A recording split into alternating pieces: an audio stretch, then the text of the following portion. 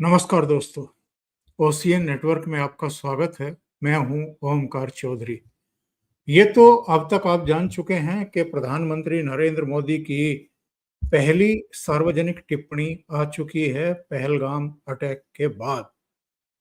और उन्होंने ये कहा है कि जिनके परिजन गए हैं और जिन्होंने उनकी निर्मम हत्या की है, उनको तो हम छोड़ेंगे ही नहीं, बल्कि जो उनके आका हैं, जिन्होंने ये साजिश रची है, जो स्क्रिप्ट रची है, हम उनको भी नहीं छोड़ेंगे।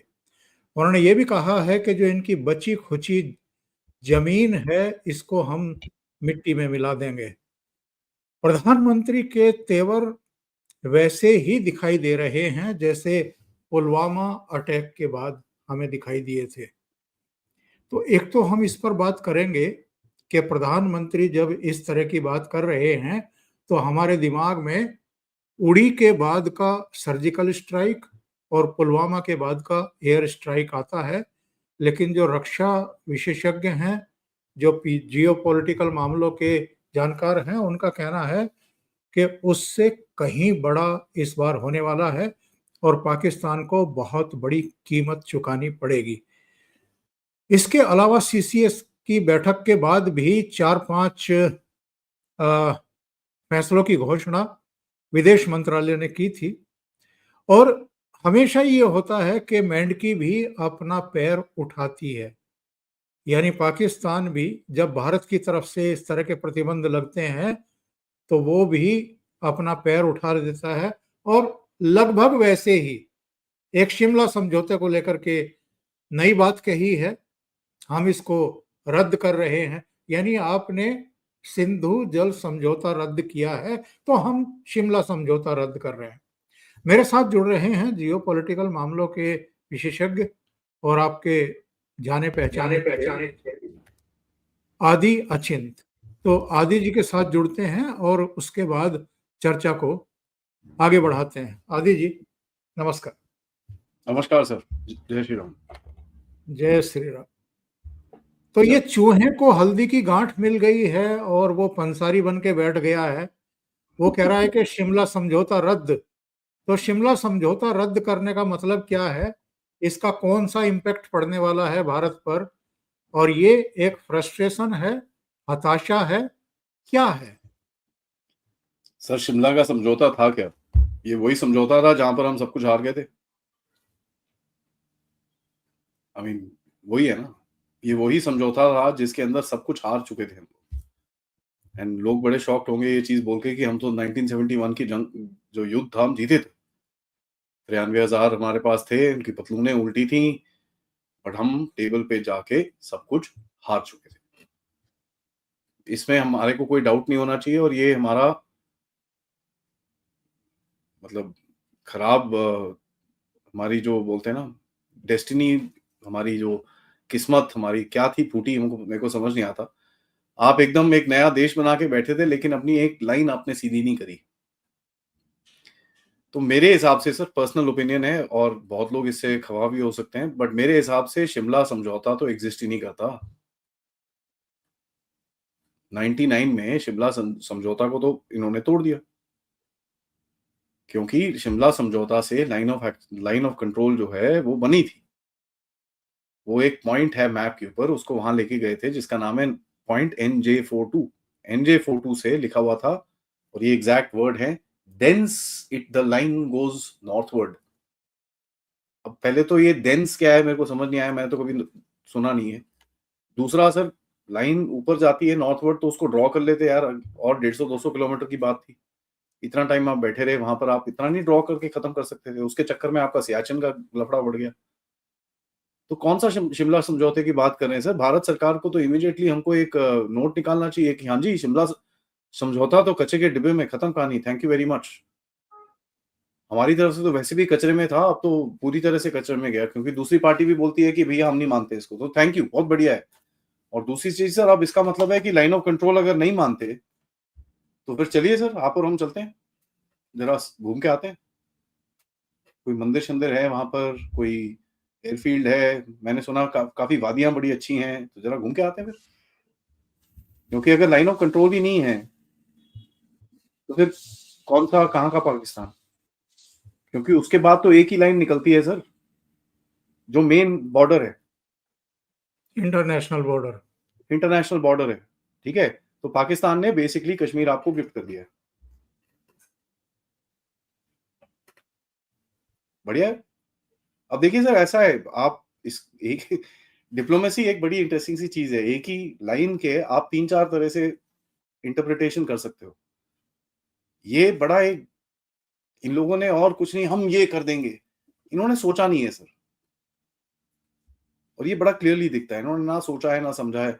हाँ जी, ओ भारत के हमने डिफेंस अटैचे को भगा दिया। अरे भाई साहब, भगाया नहीं, हमने वापस बुलाया उनको, ठीक है?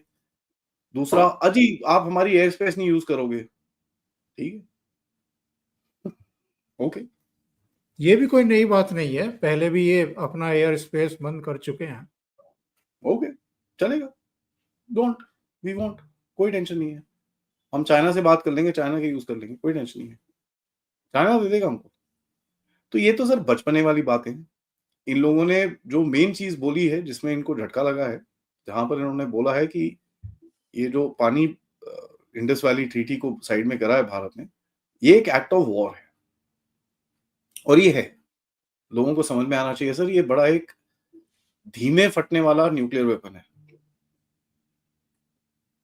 सर। अभी तक मोदी साहब ने 10 साल में जितना पाकिस्तान को रगड़ा है ना सर, मैं आपको एक चीज बड़ी क्लियरली बता दूं, और ये लोगों को भी इसके ऊपर थोड़ी सी रिसर्च करनी चाहिए कि सर ये वो पूरे 10 साल में की रगड़ से ज्यादा है। ये लाखों करोड़ों लोग इससे खराब हो जाएंगे सर। अब आप दो चीज देखिए, अगर आप अभी तो पानी पूरी तरह से आप कंट्रोल नहीं करते, इंडस का पानी अभी नहीं करते, तो आपको उसके ऊपर काम करना पड़ेगा, 5-7 साल लगेगा, आप उसको कर सकते हो। बट चिनाब, ब्यास, चिनाब, झेलम, इनका पानी आप करो। चिनाब में तो आपके पास 3-4 डैम भी हैं, वहां पर रिजर्वायर भी हैं, उसको आप अगर 10% भी हिला दो ना सर, इनका सूखा पड़ जाएगा वहां पर। और अभी तो देखिए सर, गेहूं बोने का सीजन है, अभी तो अप्रैल आ गया ना, गेहूं निकली है, सॉरी, उसके बाद अभी चावल बोने का सीजन है। गेहूं अभी वो बैसाखी में निकली है, उसके बाद चावल जाएगा, दूसरी सब्जियां जाएंगी जिनको पानी की जरूरत होती है मानसून के टाइम पे। चलिए, अगर पाकिस्तान में इस बारी मानसून ठीक होगी तो बच जाएंगे, अगर मानसून खराब होगी तो सर ये इनको समझ में नहीं आया है। इन लोगों ने रिएक्ट तो कर दिया है, इनके पास कोई ऑप्शन भी नहीं बचा है। ये भी चीज बड़ी क्लियर है कि मोदी जी ने इनको ऐसी जगह पे लाके खड़ा करा है कि इन लोगों ने फ्रस्ट्रेशन में आके भारत पे हमला तो कर दिया, बट उसके बाद ये नहीं सोचा कि क्या क्या चीजें हो सकती हैं। अब ये सोचिए, इनके ऊपर सिंध में भी एक बहुत बड़ा झटका पड़ेगा। सिंध में सर पिछले 2-3 हफ्ते से वहां पर बड़े जबरदस्त प्रोटेस्ट चल रहे हैं। मैंने आज दोपहर में एक सिंधी साहब से भी बात करी है, जो वहां वहां पहले बचपन में वहां पर थे, उसके बाद भारत में आए हैं। वो तो कहते हैं सर, आपने तो पूरे वहां पर ये करके तो आपने सिंध को तो खत्म ही कर दिया है। वो कह रहे हैं सर, मेरे लोगों के लिए छोड़ दो थोड़ा पानी। अब वो अपने लोगों के लिए बात कर रहे हैं, समझ में आता है, लेकिन सिंध खत्म सर। अब ये सिंध इनके हाथ से इतनी बुरी तरह बाहर जाएगा, क्योंकि वहां पर कनाल के चक्कर में 6-7 कनाल बनाने में तो सिंधी खड़े हुए थे। अब अगर पानी बंद हो जाए वहां से ऊपर, पाकिस्तान बोलेगा हमने नहीं करा, भारत ने करा है, कोई फर्क नहीं पड़ने वाला सर। वो सिंधी बेवकूफ थोड़ी है, उनको उनको उनको भी पता है ना भारत ने क्यों बंद करा है। उनको भी पता है, और वो भी, उनके जो ऑर्गेनाइजेशन है वो बलोचों के साथ मिले हुए हैं। तो ये बड़ा एक, इनकी हालत खराब होगी आगे जाके, ये को अभी समझ में नहीं आया है। और ये भी बोल रहे हैं कि जी हम मार देंगे भारत को, हम हमारी पर कुछ करा तो हम भी हमला करेंगे। ठीक है, करो सर, उसका मतलब क्या है? युद्ध होगा। 3 दिन तक तो लड़ नहीं सकते सर, ये लोग कहाँ लड़ेंगे? और ये मैं आपको बता दूं सर, वहां पर अफगानी बैठे हैं, वो दूसरी तरफ, वो वेट कर रहे हैं कि भाई ये भारत के साथ इनकी इनका इनका शुरू हो ड्रामा, और हम घुसे हैं यहाँ से अंदर। तो ये बड़ा इनको समझ में नहीं आ रहा है सर। क्या सोच करके आसिम मुनीर ने इस बार पंगा लिया है भारत से? सोच क्या थी? या मुंह उठा करके ऐसे ही जो बकना था बक दिया और ये करा दिया पहलगाम देखिए में? सर, सोच होती, मैं आपको सबसे टेढ़ी चीज़ बोलूँगा सर, ऐसा लगेगा मैं आपको उल्टा जवाब दे रहा हूँ, माफ़ी चाहता हूँ, बट अगर सोच होती तो ये काम नहीं कर रहे होते ना सर। अगर इनके पास सोच होती तो ये काम नहीं कर रहे होते। बट चलिए ठीक है, सोच टेढ़ी है, मान लेते हैं, और इनका काम, इनका एक जो इनका देश बना था भारत के अगेंस्ट, उसके ऊपर ये काम कर रहे हैं, ठीक है, मान लेते हैं उस चीज़ को। देखिए सर, सोच क्या हो सकती है? 2-3 चीज़ कर सकते हैं। पहले तो ये पानी का इश्यू है, वहाँ पर वो खड़ा करके बोलेगा जी मैंने नहीं करा, वो भारत का वो है। दूसरा सर क्या है, आसिम मुनीर इस टाइम पे ऐसी हालत में है कि उसकी अपनी आर्मी उसको सवाल पूछ रही है कि यार बलूचिस्तान में क्या हो रहा है?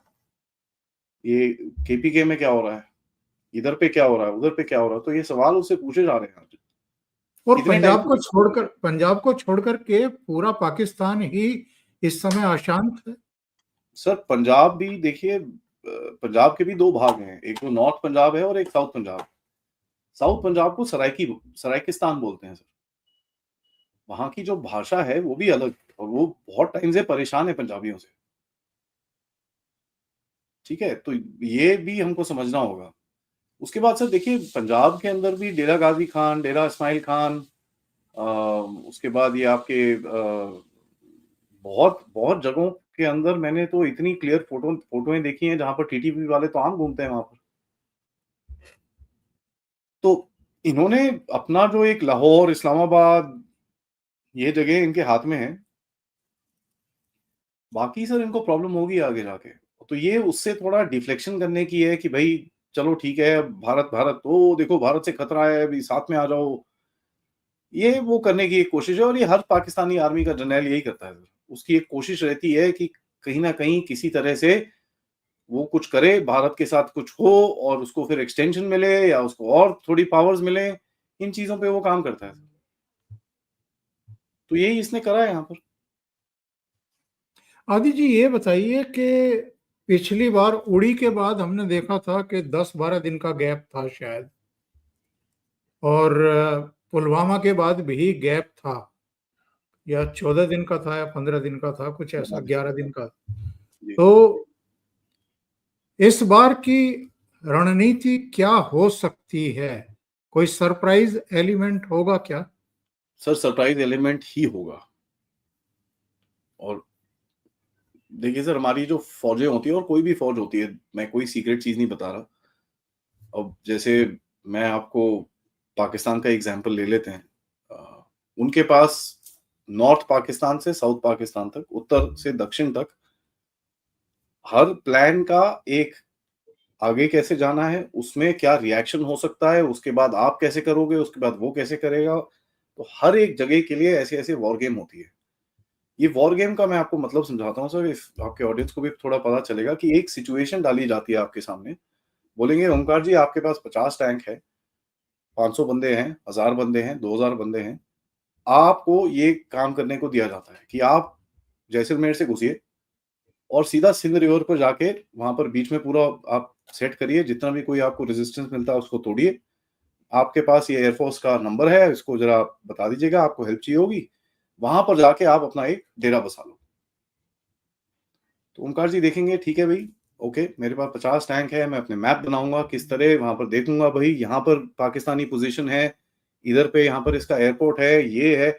उस पूरे को देख के जो भी करना है, अब 50 टैंक पूरे हैं कि नहीं है वो मेरे को नहीं पता, मैं एक एग्ज़ाम्पल दे रहा हूँ। तो इसका मतलब होता है वॉर गेम करते हैं। एक-एक जो भी चीज़ उस घटना हो सकती है आपके साथ, अच्छी या बुरी, उसको अकाउंट में लिया जाता है। उसका जहाँ पर गलतियाँ होती हैं, उनको देखा जाता है कि उसको कैसे इम्प्रूव किया जाए, कैसे किया जाए। आर्मी में इस चीज़ को एक्सरसाइज़ बोलते हैं। तो जब भी आप देखेंगे कि बड़ी-बड़ी एक्सरसाइज़ेज़ होती रहती हैं आर्मी की, एयरफ़ोर्स की, नेवी की, वो यही चीज़ें करती हैं सर, कि वो जो प्लान पेपर पे होता है, फिर उसको जाके प्रैक्टिस करते हैं कि यार अगर हमको एक्चुअली करना पड़े, तो क्या होगा? अब मैं आपको एयरफ़ोर्स का बता सकता हूँ सर, एयरफ़ोर्स में जैसे अगर आपको लड़ना है 2 से, तो हमारे पास ऐसी स्क्वाड्रन्स होती हैं एयरफ़ोर्स में जो पाकिस्तानी या चाइनीज़ एयरक्राफ्ट की तरह बिहेव करती हैं और जो हमारे दूसरे होते हैं वो उनको मारने की कोशिश करते हैं। तो ये भी बचने की कोशिश करते हैं, वो भी मारने की कोशिश करते हैं, दोनों की प्रैक्टिस होती है साथ में। तो ये चीजें सर बहुत डिटेल में डिस्कशंस किए जाते हैं, डिटेल में इनके बारे में पढ़ाई की जाती है, उनका रिस्पॉन्स क्या हो सकता है वो, और कहाँ-कहाँ से रिस्पॉन्स आ सकता है उसको, डिप्लोमेसी में क्या-क्या चाहिए होगा, ये पूरा एक वॉर प्लान बनता है। Sir war plan normally ready होते हैं, ठीक है जी। बट क्या होता है ना, किसी भी चीज को अगर मैं आपको बोलूं, ओमकार जी आपने एक किताब लिखी है 2024 के इलेक्शन पे, आप आज उस चीज को पूरी तरह मानते हैं कि वो किताब अभी भी वैलिड है, उसके अंदर कोई अपडेट नहीं चाहिए आपको? आप बोलोगे नहीं आदि जी खैर जाओ यार, 2024 के इलेक्शन में हमने मोदी जी को देखा काफी वीक थे, लेकिन उससे 6 महीने के बाद हमने देखा है कि उन्होंने जो पूरा गेम घुमा दिया है। पॉलिटिक्स ये वो काफी हद तक पकड़ रहे हैं और अभी दिख रहा है कि वो स्ट्रेंथ टू स्ट्रेंथ गेन हो रहा है उनका। तो आप बोलोगे ठहर जाओ, मेरे को थोड़ा-सा इसको मॉडिफाई करना है। तो ये जो टाइम आप देख रहे हैं, ये मॉडिफिकेशंस का होता है और इसमें कोई सीक्रेट नहीं है सर। किसी भी चीज़ को अपडेट करना पड़ता है। उसके बाद क्या होता है सर, जो ग्राउंड सिचुएशन होती है वो रोज की रोज बदलती है। ठीक है? जो पाकिस्तान के अंदर एक यूनिट है, जैसे मुझे पता है फॉर अ फैक्ट कि इनकी 37 डिवीजन और इनकी 15 डिवीजन मूव हुई हैं। ठीक है? तो मुझे इनके ट्रैक्स भी आ रहे हैं कि इनकी मूवमेंट्स हो रही हैं। ठीक है? इनकी 15वीं डिवीजन सियालकोट के आस-पास थी, वो मूव हुई है और 37 डिवीजन खारियां के आस-पास थी, वो मूव हुई है। तो ऑब्वियसली वो भी अपने आप को रीएडजस्ट कर रहे हैं कि अगर यार भारत यहाँ से घुसा तो हम यहाँ करेंगे, ऐसे करेंगे, वैसे करेंगे, वो भी सोचेंगे अपने लिए। तो ये डिविजन जब मूव होती हैं, ये आपको बता रहे हैं कि हो रहा है कुछ ना कुछ। और ये जो खबर बाहर निकली है सर, ये एक बेवकूफ जर्नलिस्ट ने बोल दी पाकिस्तान के टीवी के ऊपर, बाय द वे। तो सबको पता चल गया। उनका डिफेंस मिनिस्टर उसको बोलता है, अबे पागल हो गया क्या? सारी चीजें खोल के रख दे यार, क्या कर रहा है? तो ये चीजें अगर जर्नलिस्ट को पता चल जाती हैं तो सर हमको भी पता चल जाती हैं। हमारी भी फिर बैठे होंगे, हमारे सोर्सेज होते हैं, रॉ, आईबी, बहुत सारी और एजेंसीज होती हैं, वो जाके बैठेंगे, दे विल पूरा एक वॉर प्लान बनाएंगे, अपडेटेड वॉर प्लान बनाएंगे। तो वो चल रहा है अभी। बाकी सर देखिए, ऑप्शंस आपके पास काफी सारे हैं। इस बारी कोई ऐसी चीज की जाएगी जो काफी हार्ड हिटिंग होगी सर। ये एक आधा स्ट्राइक वाइक सर, देखिए ये बालाकोट और मैंने जैसे बोला वो सब मिला मुलू के 10 साल के बराबर, पहली रात को तो आपने ठोक दिया उसको इंडस वाटर से।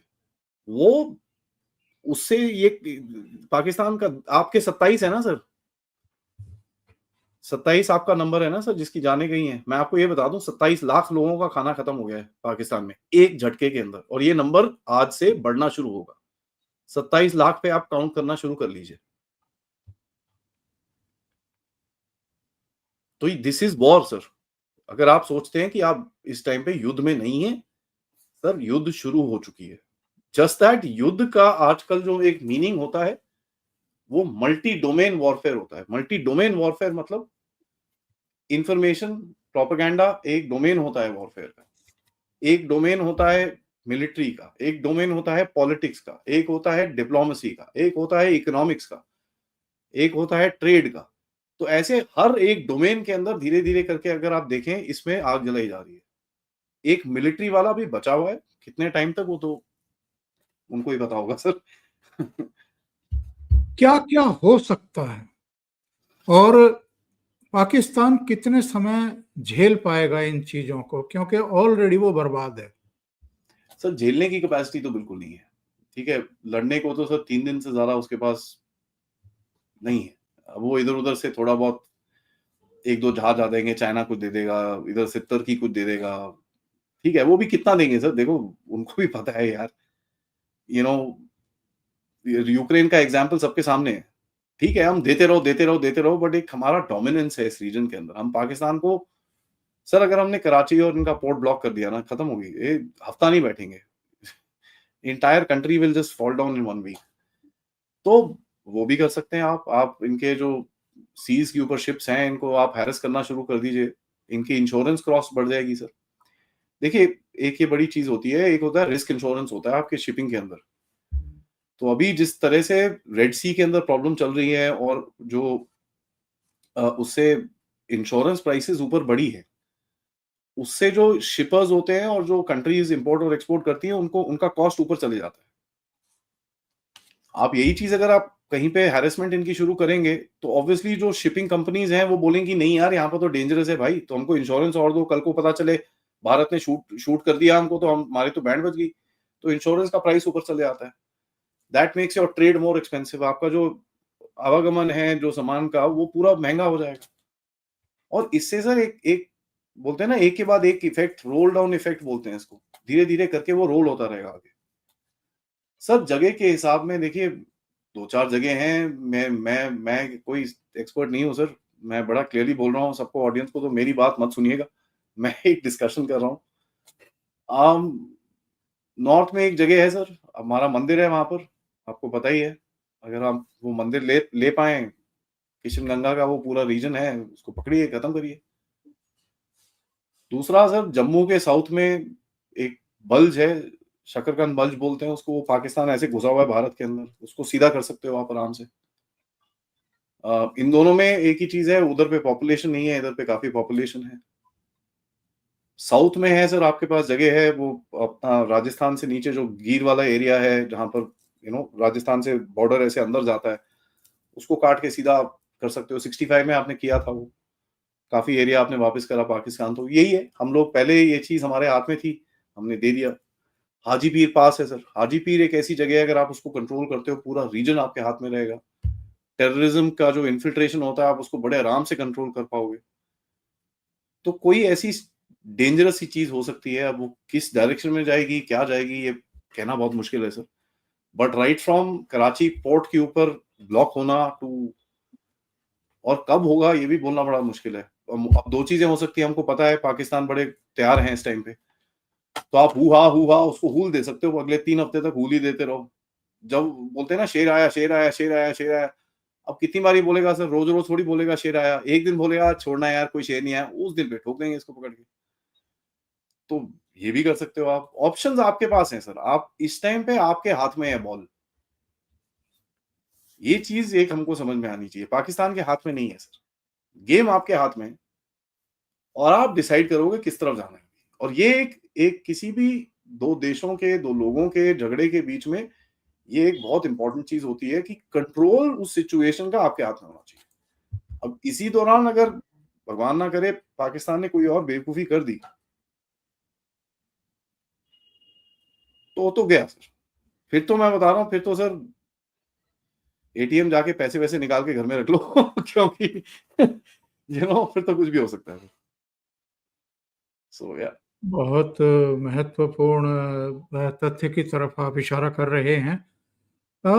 एक विचार ये भी चल रहा है, कुछ लोगों का कहना है कि केवल इनके आतंकवादियों के लॉन्च पैड या ट्रेनिंग सेंटर या जहां ये छिपे हैं, केवल वहां अटैक करने से काम नहीं चलेगा।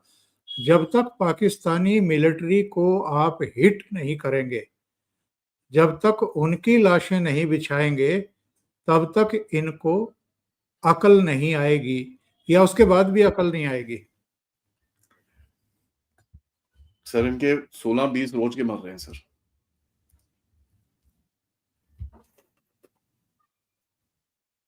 आप ही डिसाइड कर लीजिए। बलोच, पश्तून रोज मार रहे हैं इनके। सर जिहाद एक ऐसी बीमारी है, आप इनको मार के क्या कर रहे हो, आप तो हीरो बना रहे हो उनको। मैं ये नहीं बोल रहा कि मत मारो, मैं तो बोलता हूं मास में मारो रगड़ दो सालों को, इतना मारो कि कोई माँ मारो का माँ भी बोले ना, इनका अंदर से रूह कांप जानी चाहिए इनकी। मेरा कहना थोड़ा डिफरेंट है सर, मैं ये बोल रहा हूं आपको एक सस्टेन्ड कॉस्ट देना होगा पाकिस्तान को, सस्टेन्ड कॉस्ट। एक टेरर अटैक हो, कहीं पे गोली चलनी चाहिए पाकिस्तान में, किसी तरफ भी, चाहे वो उसके बाद आप राजस्थान से गोली चलाओ या गुजरात से गोली चलाओ या पंजाब से गोली चलाओ या जम्मू कश्मीर से गोली चलाओ या जहां मर्जी से चलाओ, जम्मू कश्मीर में एक टेरर इंसिडेंट हो और पाकिस्तान पे गोलीबारी होनी चाहिए कम से कम 3-4 दिन तक। ये होगा कॉस्ट सर। उससे क्या होता है, देखिए 2 चीजें होती हैं उससे। एक तो इनके ऊपर डायरेक्ट कॉस्ट आएगा हर एक गोली चलने का जम्मू कश्मीर में, तो एक डायरेक्ट कनेक्शन रहेगा। तुम जितनी बारी यहां पर करोगे उतनी बारी तुम्हारी ठुकाई होगी, और वो ठुकाई आर्टिलरी से हो सकती है, वो ठुकाई रॉकेट से हो सकती है, वो ठुकाई आपकी एयर स्ट्राइक से हो सकती है, सब कुछ से हो सकती है। तो एक हमको अपनी देश में आदत डालनी पड़ेगी कि भाई ठोकना हमारा दूसरा नेचर है। हमारे अंदर ये आदत नहीं है सर। अभी मेरे से कोई पूछ रहा था, सर आदि सर आपको मैं वो वीडियो भेजूं जो पहलगाम के, मैं बोला प्लीज भेजिए। कहता सर बहुत खराब है। मैं तो क्या हुआ, मेरे को देखने, मैं एक बहुत खराब चीज बोल रहा हूँ सर, मेरे को देखने हैं, मेरे को वो लाशें देखनी है। क्यों देखनी है, तो क्योंकि मेरे दिमाग में वो चीज जानी चाहिए। बहुत गलत चीज है ना, टेढ़ी चीज है क्या यार, लाशें देखने की कोशिश कर रहा है। ये रियलिटी है सर। हमारे देश में क्या होता है सर, जब कुछ ऐसा चीज होता है सब कोई ब्लर कर देता है। क्यों, क्योंकि लोगों को प्रोटेक्ट करना है। प्रोटेक्ट नहीं करना सर। अब हमको अपने दिलों को स्ट्रांग बनाना है। और ये जो हमें एकदम तेजी दिखाई दे रही है, हमारे आर्मी चीफ श्रीनगर में लैंड कर रहे हैं, हमारे गृह मंत्री और विदेश मंत्री राष्ट्रपति को ब्रीफ कर रहे हैं, सीसीएस की बैठक हुई है, इसके बाद दिल्ली में भी बहुत तेज गतिविधियां हैं, सर्वदलीय बैठक बुलाई गई है, उसमें डिस्कशंस तो क्या हुए होंगे लेकिन ब्रीफ किया गया होगा, सबको विश्वास में लिया गया होगा। और ये तो खैर सरकार बताएगी क्योंकि उसके दिल में क्या है ऑपरेशन को लेकर के, किस तरह का ऑपरेशन है। लेकिन एक दिखाने की कोशिश है कि सरकार के साथ यानी भारत एकजुट है, पक्ष विपक्ष सब इकट्ठा हैं। तो ये आपको नहीं ये दिखा रहे सर, ये आपको नहीं दिखा रहे, ये पाकिस्तान को दिखा रहे हैं। ये क्या दिखा रहे हैं सर, ये दिखा रहे हैं कि भाई साहब हम इस बार ही आपको बोल के मारेंगे। ठीक है, तो ये पूरे साइंस दिखा रहे हैं कि भैया we are preparing for something big. जो पिछली 2 अटैक्स में आपने किसी को एक कानो कान खबर नहीं होने दी थी, आज आप खुले में अनाउंस कर रहे हो कि भैया हम आपको मारेंगे। ये एक माइंड गेम होता है सर, और आप देख लीजिए उसका इम्पैक्ट वहां पर। इनका फॉरेन मिनिस्टर आके बोलता है नहीं जी हमको तो लड़ना ही नहीं है, अगर भारत कुछ करेगा तो हम उतना ही जवाब देंगे, उससे ज्यादा नहीं देंगे। तो ये दिखाने की ये सर दिस इज एक साइकोलॉजिकल वॉरफेयर होती है। मैं भी सुबह से सोच रहा हूँ यार इतना सब कुछ खुले में हो रहा है, वो क्या रहा है, ऐसे कौन प्रिपेयर करता है। बट देन जब आपको अपनी स्ट्रेंथ दिखानी है, एक वो होता है ना सर, आप जब भी किसी से लड़ना चाहो उसको आप अंदर से इतना खोखला कर दो कि जब आप उसको मारने एक्चुअली जाओ ना, वो बैठ जाए नीचे। अब इसी चीज को सुनजू ने बोला है, win the war without fighting.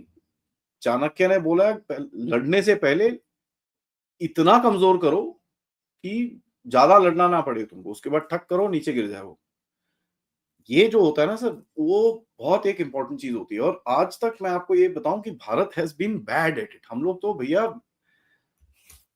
हमको तो आता ही नहीं था ये करना। अब तो एटलीस्ट हमको समझ में आया है कौन सी पाकिस्तानी अकाउंट्स हैं, कौन से इंडियन अकाउंट्स हैं, कि भैया यहाँ से प्रोपेगेंडा आता है, इसको नहीं सुनना हमको। 2019 में तो हमको पता ही नहीं था हुआ क्या।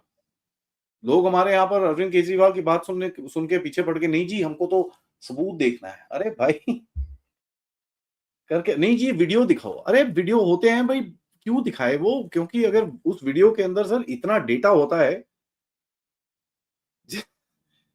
जिसको इंटरप्रेट करके बहुत कुछ मिल जाता है। डिफेंस वालों को बहुत कुछ मिल जाता है उसके अंदर से, ऐसे नहीं निकाल बिल्कुल सकते। बट वो एक बिल्कुल गलती थी। आपको फिगर आउट करना चाहिए था कि किस तरह उस डेटा के बिना वीडियो को दिखा सकें लोगों को। तो आज वो दिखाई जो है ना सर, जो पिछली बारी मिस हुई थी, वो दिखाई आज दिखाई जा रही है, दिख रहा है हमको। जयशंकर जी और अमित शाह जी प्रेसिडेंट मुर्मू से मिलने जाते हैं और एक लाल कलर की फाइल देते हैं उसको। अब लोग सोच रहे हैं भैंस क्या, किसके अंदर क्या है। कोई बोलता है भाई प्रेसिडेंट रूल जम्मू कश्मीर और वेस्ट बंगाल के अंदर, कोई बोलता है कुछ, कोई बोलता है कुछ। ये क्या होता है सर, ये इंफॉर्मेशन वॉरफेयर है। आप अपने दूसरी साइड को इतना कंफ्यूज करके होगा कुछ नहीं सर, खाली फाइल होगी। बट अब वो इतना वो एक वो बवाल बना देती कि ये क्या है। लोग बात करना शुरू हो जाते हैं, फोटो फैलनी शुरू हो जाती है, यार ये क्या है, पाकिस्तानी भी देखेंगे यार, होम मिनिस्टर, फॉरेन मिनिस्टर गया हुआ है, ये क्या करने वाले हैं? इनके कोई रूल में कहता है कि आप प्रेसिडेंट से पूछना पड़ता है, क्या है, वो भी देखेंगे। ये इन्फॉर्मेशन वॉरफेयर का एक पार्ट है और कुछ नहीं है। और ऊपर से प्रधानमंत्री का बहुत तगड़ा बयान अंग्रेजी और हिंदी में। अब बिहार में अंग्रेजी बोलना, मैं ये नहीं बोल रहा मेरे बिहारी भाइयों प्लीज मुझे गाली मत देना, बट बिहार की मास जनता के सामने आप सडनली अंग्रेजी बोल रहे हो तो लेकिन वो उसका तो भी। दुनिया चूंकि अंग्रेजी समझती है इसलिए दुनिया को संदेश दे रहे थे वो। और ये मीटिंग इसीलिए रखी गई थी क्योंकि ये एक पब्लिक मीटिंग थी सर, तो उनको पब्लिक के सामने खड़े होके लाइक देश को एक उन्होंने मैसेज दिया है कि यार हो रहा है, और देश को पहला मैसेज था। उसके बाद उन्होंने अंग्रेजी में भी बोला, ताकि क्या होता है दूसरा, एक ट्रांसलेशन के अंदर हमारे जो काफी सारे मीडिया वाले हैं वो ट्रांसलेशन के अंदर मार देते हैं लोगों को। तो उन्होंने बड़ा क्लियरली मैसेज दिया है इंग्लिश में भी कि साहब ये जरा सारी दुनिया में पहुंच जाए, हम अपनी रक्षा करेंगे, we will do what we need to do, आप नहीं रोक सकते, और रोकने वाला इस बारी कोई है भी नहीं सर। ट्रंप आपके साथ खड़ा हुआ है, उसने तो ऑलरेडी क्लियरली बोल दिया, उसके वाइस प्रेसिडेंट ने क्लियरली बोल दिया, सर जो भी चाहिए बताओ, हम आपके साथ खड़े हैं। वहां पर न्यूयॉर्क टाइम्स ने एक आर्टिकल डाला है, और ट्रंप के व्हाइट हाउस के जो फॉरेन फॉरेन अफेयर्स वाली कमिटी है उसने जाके इनको बोला, ओ भाई साहब ये गनमैन नहीं थे, ये टेररिस्ट थे, ये जरा फेक न्यूज फैलानी बंद करो। न्यूयॉर्क टाइम्स, तो उन्होंने बड़ा क्लियरली बोला है, जब आप भारत और इसराइल के बारे में बोलते हो ना तो आप गनमैन बोलते हो, वो गनमैन नहीं थे, वो टेररिस्ट थे, ये चीज आपके दिमाग में जानी चाहिए। तो वो देखिए उसका भी सपोर्ट है आपके पास। तो ये, और एक चीज मैं आपको याद कर रहा हूं सर, जब ऐसा सपोर्ट रहता है, अब भारत है, it's a power but it's not, अभी वो इतना बड़ा नहीं है, तो आपको इंटरनेशनल सपोर्ट भी चाहिए होती है सर। तो कई लोग बोले कि भाई सेकंड टर्म में इतने ढीले क्यों थे मोदी जी, बिकॉज इंटरनेशनल क्या हो रहा था आपके साथ। तो मैं ये बोल बोल के थक गया हूं भाई, जियो पॉलिटिक्स और आपकी आंतरिक राजनीति एक साथ कनेक्टेड है। अगर आप ये मानते हैं कि कई आपके जो राजनीतिज्ञ हैं उनको बाहर से दायरे मिलते हैं, उनको पैसा मिलता है, अगर आप वो चीज मानते हैं तो आपको ये भी माननी पड़ेगी कि आपकी आंतरिक राजनीति के अंदर भौगोलिक राजनीति आती है, इसके अंदर आपको कोई शक नहीं होना चाहिए। और आज दुनिया जिस तरह से, जिसको बोलते हैं ना ग्लोबलाइज दुनिया है, उसके अंदर हर चीज का इम्पैक्ट दूसरी चीज पे, हर चीज का असर, हर चीज पे अगर कुछ गिरता है इधर पे कुछ होता है। ये एक खामी भी है और एक प्लस पॉइंट भी है। बहुत बहुत धन्यवाद आदि जी, आप जुड़े ओशियन नेटवर्क के साथ और बहुत ही महत्वपूर्ण मुद्दे पर आपने अपडेट किया है। Thank you so much. नमस्ते। नमस्कार।